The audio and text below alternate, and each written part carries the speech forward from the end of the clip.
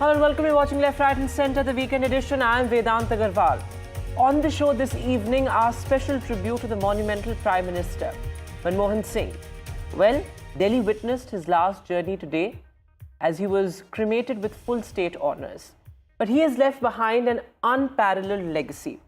The liberaliser, the reformer, but very importantly also a quiet nation shaper. He was a quiet nationalist, a quality of him that not many know. Now remember, he is somebody who introduced nationalist schemes like the right to information, the National Food Security Act, the right to education, and of course also laid the foundation stone of tax reforms and GST later as well. Remember, Manmohan Singh had special bonds with various states like Andhra Pradesh, Assam of course, also West Bengal and Punjab of course. Today, as Manmohan Singh departs, and as we witnessed his final journey today, editorials across national and regional dailies paid their tributes to Manmohan Singh. From Telangana to Kerala to West Bengal to Jammu and Kashmir. Opinion pieces in national and regional dailies recall how he was a statesman, a kind of statesmanship that is remarkable and now unknown. Manmohan Singh is remembered as an architect of modern India, somebody who laid the foundation stone of our modern economy, but also principles of democracy. His democratic spirit is something that he is remembered for in all these editorial pieces in various regional dailies. On Left, Right and Centre tonight, we look at Prime Minister Manmohan Singh's legacy.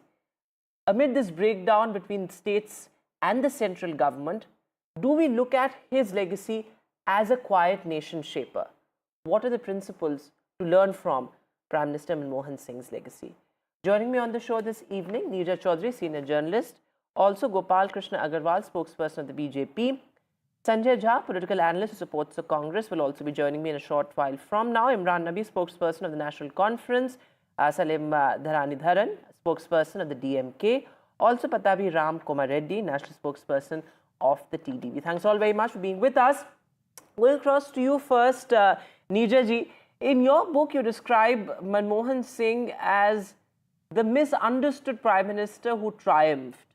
And perhaps his biggest triumph would be all these schemes that we recall today, whether it was the right to information, the implementation of the National Food Security Act. These are also extremely nationalist schemes. And as Manmohan Singh advocated for through his career, the trickle-down effect of these economic welfare schemes is something that's extremely significant. And when we look at the politics of today and this breakdown of trust between government and the opposition, how do you recall his triumph as a democratic nationalist Prime Minister?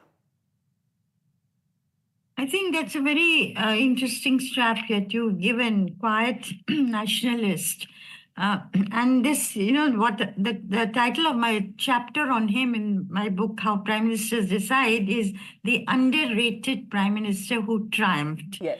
And this was, book came out last year, so I asked to see him to present the book to him. So he wrote back and said, I've already got the book, but please come and see me. So when I went there, the book was lying on the table and he said, I've read it, and he opened the chapter and he pointed to the heading. And it is what he liked the best. So somewhere he felt it was a vindication of what he stood for and had not been recognized, because people called him, Prime Minister by remote control, a weak Prime Minister. Of course, the coalition model that he headed was a very difficult model, because the mandate had been for Sonia Gandhi. The Congress Parliamentary Party had elected her. The UPA Parliamentary Party had elected her to be Prime Minister, and the president was almost ready to invite her to form the government, and she transferred the mandate to Dr. Manmohan Singh. So he understood the nature of that mandate, that it wasn't for him, it was for her, and she had transferred it to him, and that implicit in this arrangement was the need for them to work together and to share power. And I think that he did. He found many things, and there was a broad, crude, I would say, division between the party and the government, where he was supposed to look after the governance and the party would look after the political things. Now, you cannot make a separation like that. But he balked many times, and he threatened to resign also several times. But he really did not rock the boat at all, at any time. And he was very quiet. And people called him Moni Baba. He must have swallowed many a bitter pill. But as I said, he ran the government with grace and without, as I say, rocking the boat. And it is something, we've been talking about this all through last 3 days, whether as Prime Minister of India, he could have pushed the envelope much more than he did and asserted much more as Prime Minister of India, even given the constraints. On the other hand, his personality was very different. Yes, and as you said, he handled the government with grace, and there was this sort of unique, unflappable quality about him that was extremely interesting to watch as well. But I think one point you made about the balance of power, that's extremely important. And Gopal Krishna Agarwal come in on this, because as the BJP government also finds itself sort of dealing with the pulls and pressures of a coalition government, would you say that there's a lot to learn from perhaps Dr. Manmohan Singh as well, how he balanced various constituents of the coalition, particularly in UPA 1, and also balance regional aspirations, because I think those become extremely important as we return to the coalition era? Surely he is one of the most respected Prime Minister of the country, and everybody remembers him for many contribution to the economy, to the welfare, and he was for 10 years Prime Minister of India. His relations and his stand on the this nuclear deal with US is a legacy which we all remember. But the issue is, what happened is about the way he in the last was completely disoriented. That also we also remember. And what caused it? It is because of the situation which Congress created, and the Congress created for the Prime Minister, undermining the position of the Prime Minister position. So these are very issues, important issues, which the Congress should at least remember and now not do politics on the issue. It is, everybody knows the situation in which such a great leader was put to, the way Rahul Gandhi put him to embarrassment by tearing the ordinance which was passed by the cabinet in the public, the way Sonia Gandhi treated him. There are so many things. So now Congress is playing politics is also very unfortunate. And I think Congress and the country should give the respect that he deserved. Okay, Sanjay Jha, come in on this, because all these editorials that we see across regional dailies are in a sense testament to the fact that he is greatly respected and revered across states. I mean, look at what Telangana Today says, or look at what the Telegraph says: a statesman for the ages, a statesman par excellence. So, that in a sense gives you a sense of how respected he was across states, across India, as a quiet nationalist, as I've been describing him, and also the kind of relationship he had with his allies, with the late Karunanidhi, even with Mamata Banerjee, a respect that was defined by dignity and grace. But would you say that the Congress party, perhaps, the National Advisory Council, the infamous National Advisory Council, Sonia Gandhi, the Congress party perhaps could have done better in terms of projecting him as this great unifier? The ordinance. Sanjay Jha, go ahead. Yeah, I do feel that where Dr. Singh was concerned, I mean, he will go down as an extraordinary Prime Minister, because his success has to be measured against the reality of being part of a coalition government. And the Congress was at that point of time experimenting with that model for the first time. And don't forget, here is a man who put his own neck on the line and his government literally on the ropes, because he believed in the civil nuclear deal and the Indo-US contract.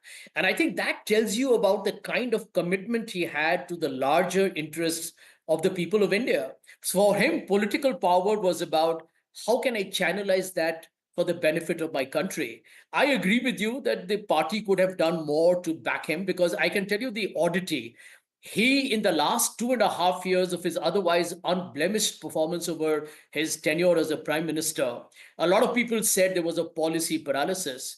The Congress was not able to tell the people of India that there was a parliamentary crisis being created or a paralysis being created because there were log jams and gridlocks repeatedly by the opposition led by the BJP. And the Congress's own political communication was woefully short, which is why, despite the fact that between 2004 and 14, Dr. Singh gave India the highest GDP growth rate of 7.8%, lifted 270 million people out of poverty. The ideal example of reforms with a human face, or compassionate capitalism, which is the model that even Barack Obama admired. And the second point, look at his tenure as a prime minister. Some of the most landmark legislation, whether it's RTI, Lokpal bill, anti-corruption, and full-on transparency, Manrega, the ultimate social security scheme of the world, the right to food security, FDI and multi-brand retail, right to education. I mean, you look at the landmark legislation that changed India. Don't forget Aadhaar, direct benefits transfer, GST. The architecture of all these were prepared when he was the prime minister. He And that saw perhaps the also need to gave have a birth to the digital great Indian infrastructure middle for class, as welfare and many credit subsidy. him for. Can I Well, just I quick credit him for the 30 seconds? simple reason that he stood tall despite the fact that he was not a career politician. Right. Here was an intellectual behemoth. He was a man who was a bureaucrat or an economist, scholarly man, riding the most critical job in the country in a Sure. shark infested world of politics. He navigated that, I thought, brilliantly. Should the Congress party have done better? I think so. Okay. They should have ring fenced him when the charges were made of corruption, because as you all Sure. notice, Gopal Krishna none of Agarwal, those you had a charges quick were point to ever make. Go proven. ahead, then I'll bring in the Yeah. regional spokesperson. Prashant, I think that history is for everybody to learn, and I would just underline this key. He was a great man. He had so many accomplishment to his credit, but he was undermined by the Congress, and Yes. it is for the Congress which uh, is all the discredit what goes to him is because of Congress ecosystem that had worked against him. So we have to understand and listen to him. History is for learning. Congress is lot many things to Sure. answer, and it is not only with Manmohan Singh ji but Narsimha Rao ji. So this mindset of just Nehru Gandhi family is hurting the nation. So I take your point, though Which I don't want to turn this into a BJP versus Congress debate. And let's come back to the topic. Imran Nabi of the National Conference is also with us. Mr. Nabi, he had a special connect with Jammu and Kashmir as well. He worked a great deal for peace initiatives in Jammu and Kashmir. In terms of visiting Jammu and Kashmir, initiating this kind of peace dialogue as well as a 7-day state mourning in Jammu and Kashmir. And we had all regional leaders paying tributes to him. Would you say he could have done more? Of course, there's a lot to revisit, and in retrospect, of course, one can sort of reflect on it. But would you say that he didn't take as radical an approach, perhaps, as was needed at the time, though he is credited for many peace initiatives in Jammu and Kashmir? No, I think Manmohan Singh's era is one of the brightest. If you look at it through the prism of resolving the long pending issues between India and Pakistan, I think he was a prime minister who was bold enough to meet the then premier of the Pakistan, General Musharraf, and I think they had reached to some sort of a consensus, but Yes. unfortunately, that couldn't move ahead. He was responsible for, I think he's the only prime minister who delivered vis-a-vis rehabilitation of Kashmiri Pandits. He was very brief with his words, but his actions were, way beyond. I mean, they are still, there has been no unparalleled work that Manmohan Singh started when he was the prime minister. If you remember, he started the migrant package under which around 4,000 Kashmiri Pandits were given government jobs. Till date, there has been no such initiative taken by the Modi government. So, all in all, I think Manmohan Singh ji delivered, and he delivered to the best that he could have. Unfortunately, the legacy that he has left was not carried forward by the successive regimes, particularly the BJP, which is high on hyperbole but low on action. Absolutely, and of course, the Manmohan Musharraf formula, as it were, that was also something that comes to mind. And then the Udaipur Baramulla, railway. So, a lot of the development works that we talk about now Yeah, in Jammu and Kashmir were and actually the highway also, the new initiated upgraded during highway, Manmohan Singh's regime. Yes, go ahead. NH 44 highway. Yes, absolutely. So that's what I'm saying. A lot of the development works that we talk about were actually initiated during Dr. Manmohan Singh's regime. But coming on this, Mr. Koma Reddy, because what's also interesting is that he was somebody who, who's not remembered as this man who believed in infrastructure and economic development, of course, and he really, backed development across states. I mean, he had a special relationship with Visakhapatnam as well. He was somebody who visited Andhra very often and, talked about how it can be the infrastructure hub of India. So in that sense, he was a man who really cut across states in terms of understanding the development potential. Yeah, absolutely, Prashant. I mean, keeping aside politics for some time, Andhra Pradesh will always remember Manmohan Singh ji because he was always kind, generous towards our state. He had supported a lot of projects. So, keeping aside politics, we will always remember him. I mean, that is what our leader, Mr. Naidu, today expressed in his condolence message. And he's truly a statesman par excellence. I can give you two examples, Prashant. Not only did he carry allies in the UP alliance, but he also had great respect towards the leaders in the opposition. For example, December 25th happens to be the birthday of the late former Prime Minister Atal Bihari Vajpayee ji.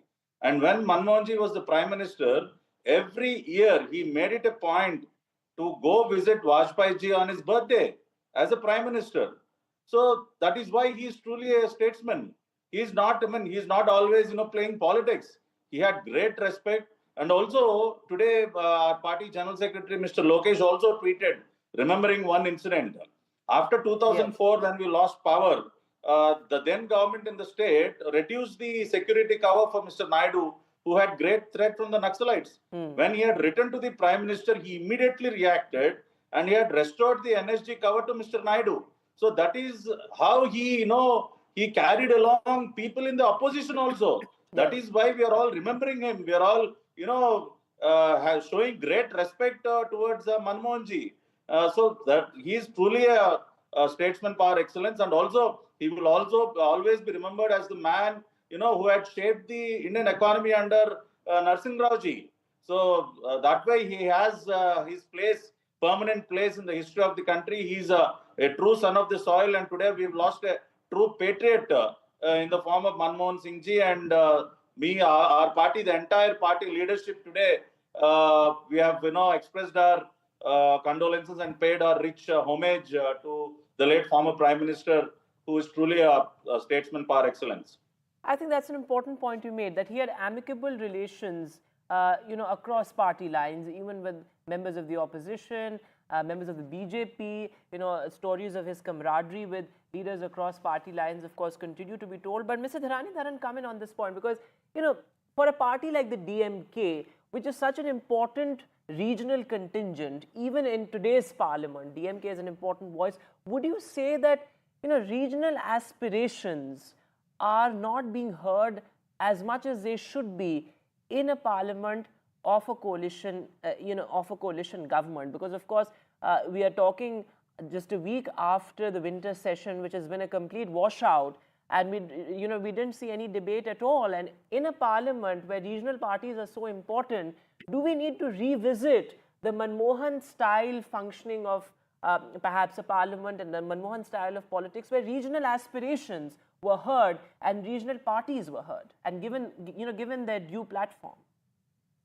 See, what you say has absolute merit in it, but I think today being, I don't today, I do not want to do politics Yes. or go into BJP versus Congress, right? I think he's one of the greatest leaders India has ever had. And I'm on your show nearly every day. So I have ample time to talk about federalism, how it's all being, democracy is being destroyed in this country. But today I would like to say, before everything, before being a prime minister, Dr. Manmohan Singh was a wonderful human being. He was an example for all. And apart from that, leave aside politics. He serves as a role model to the youth of this country. How? From humble origins, he studied in kerosene oil, night lamps, really humble origin, managed to get scholarship to Cambridge, then Oxford, my alma mater, and then became professor there, and then worked in international organizations, then rose to the rank only through his academic scholarship. And what does this show? This shows the youth that if you work hard, if you study hard, then you can reach wherever you want. Education is an equalizer. This is a very important message that we want to give to the youth.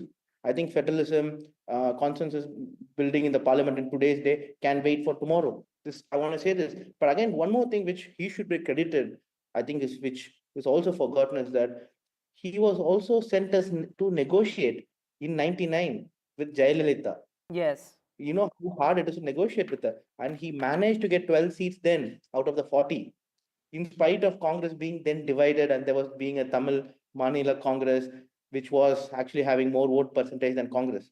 So I think Absolutely. this we should give credit. And again again in 2004, it was Manmohan Singh who again got the alliance with my party, the DMK, and the alliance is still strong. DMK is by far Yes.